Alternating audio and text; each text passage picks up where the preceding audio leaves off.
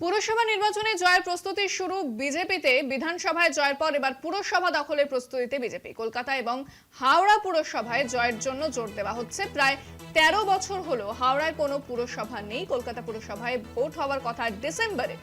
পুরসভায় ভোটে দলের মুখ শুভেন্দু, শ্রমিক, সুকান্ত, দিলীপ, এমনটাই খবর বিজেপি সূত্রে।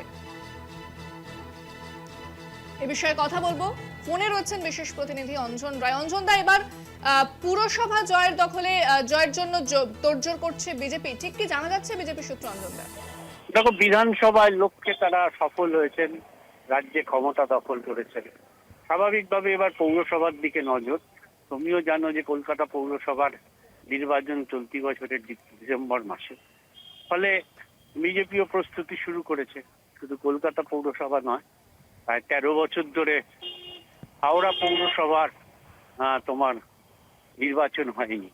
ফলে বিজেপি চাইছে হাওড়া এবং কলকাতা পৌরসভা একসঙ্গে ভোট করে এখানে দখল করা এবং পরবর্তী ক্ষেত্রে অন্য রাজ্যের অন্যত্র পৌরসভাগুলো দখল করা। সেই প্রস্তুতি তারা শুরু করেছেন বলে আমরা বিজেপি সূত্রে জানতে পেরেছি।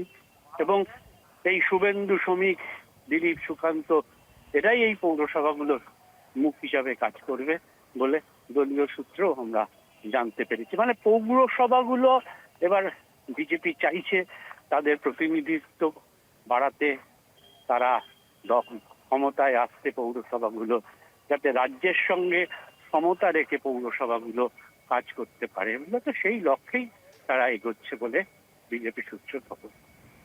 ধন্যবাদ অঞ্জন দা।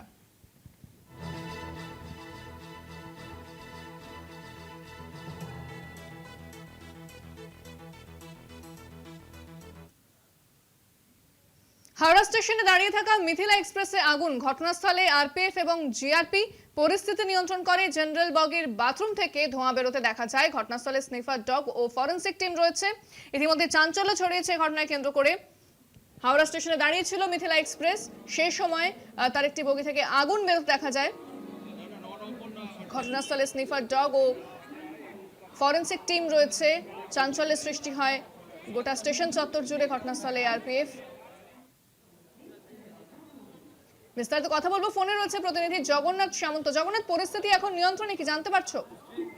দেখো, পরিস্থিতি এই মুহূর্তে নিয়ন্ত্রণে, কিন্তু যে ঘটনা ঘটেছিল তোমাকে বলে রাখি, হাওড়া স্টেশনে 8 নম্বর প্ল্যাটফর্মে দাঁড়িয়ে থাকা মিথিলা এক্সপ্রেসের বাথরুমে আগুন লেগেছিল জেনারেল বগিতে। যেখানে টয়লেট রয়েছে সেখানে ধোঁয়া বেরোতে থাকে গলগলিয়ে, এবং যাত্রীরা যেহেতু ট্রেন দাঁড়িয়েছিল তারা আতঙ্কিত হয়ে পড়ে। বেশ কয়েকজন মহিলা এবং বাচ্চারা হুড়োহুড়ি করে নামতে গিয়ে তারা ট্রেন থেকে পড়েও যায়, সেটা যাত্রীরা জানাচ্ছে।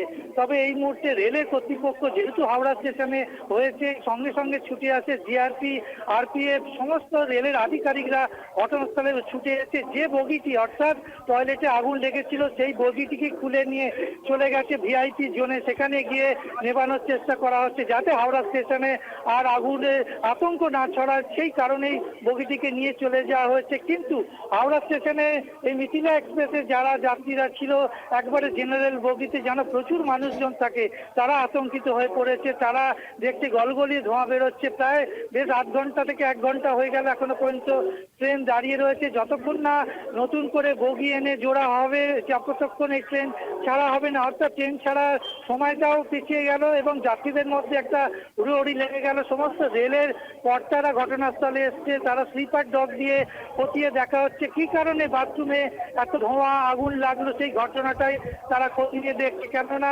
একবারে হাওড়া স্টেশনের মধ্যে 8 নম্বর প্ল্যাটফর্ম ব্যস্ততম স্টেশন, তুমি জানো, সেখানে একবারে মিথিলা এক্সপ্রেসে জেনারেল বগিতে কিভাবে আগুন লাগলো সেটা যেরকম স্লিপার ডগ দিয়ে পুলিশ এসে সমস্ত ব্যাগ তল্লাশি করে জিজ্ঞাসাবাদ করেছে। তার পাশাপাশি এই মুহূর্তে বগিটাকে যেহেতু সরিয়ে নিয়ে যাওয়া হয়েছে, যাত্রীদের আশ্বস্ত করা হচ্ছে বগি এলে তারপরে মিথিলা এক্সপ্রেস ছাড়া হবে। তবে আগুন, এই ধোঁয়াকে কেন্দ্র করে চাঞ্চল্য তৈরি হয়, হুড়োহুড়ি পড়ে যায় এবং তুমি তো বললাম বেশ কয়েকজন যাত্রীরা আতঙ্কিত হয়েছে, পড়েও যায় সেটা যাত্রীরা জানাচ্ছে। তবে এই মুহূর্তে রেলের কর্তারা ঘটনাস্থলে রয়েছে। নতুন করে ইঞ্জিন এবং বগিগুলোকে আনার চেষ্টা করা হবে, যেহেতু ওটা ভিআইপি জোনে নিয়ে যাওয়া হয়েছে আগুন নেভানোর কাজে। কি কারণ হয়েছে পুরো সমস্ত খতিয়ে দেখা হবে, তদন্ত করা হবে এবং এই জেনারেল বগিতে টয়লেটে কিভাবে আগুন লাগলো সমস্ত বিষয়টাই খতিয়ে দেখছে রেল কর্তৃপক্ষ। তো বিশাল পুলিশ বাহিনী, রেলের কর্তৃপক্ষ, রেলের সমস্ত ইঞ্জিনিয়াররা এই ঘটনাস্থলে এসেছে। এখন এই ট্রেনে খতিয়ে দেখা হচ্ছে কি কারণে এই আগুন লাগলো, কেন ধোঁয়া গলগলিয়ে ধোঁয়া বেরোচ্ছিল। ধন্যবাদ জগন্নাথ। কথা বললাম প্রতিনিধি জগন্নাথ সামন্তের সঙ্গে।